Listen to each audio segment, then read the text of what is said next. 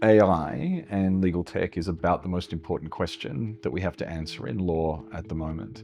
AI is fundamentally reshaping the way that legal practice works.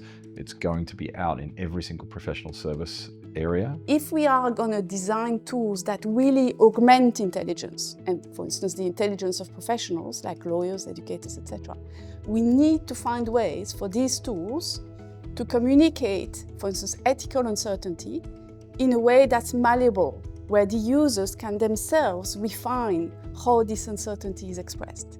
I find that hugely exciting because it breaks the paradigm of AI tools as some kind of curious, God-given object that nobody can really shape. And that's not true. AI tools are not God-given objects. They're not some mysterious entities that have landed on our desks. There are things we can shape.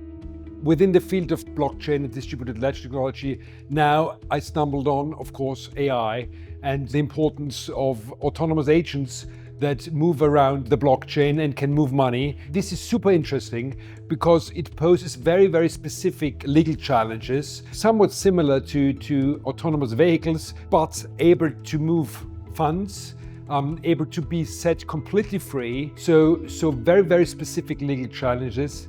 My research is in the use of algorithms or AI within the justice system specifically. So I'm really interested in when you bring something like AI into something that's already existing, like the justice system, which is very complex, how it impacts the people within that system and justice itself. What happens when you take an AI tool or an algorithm and you use it in a process of justice, like a court hearing or something like that? And I'm doing sort of real work with real people, public, judges, academics, to try and understand that in a kind of rounded way. There are lots of issues in AI and law. The implications for responsible AI, so how do we deploy AI safely and responsibly and make sure that they're aligned with human values, the ethical and responsible use of AI within hiring, within loan applications, within a range of different areas. So the other area that we focus on a lot is the way that generative AI is going to change the legal profession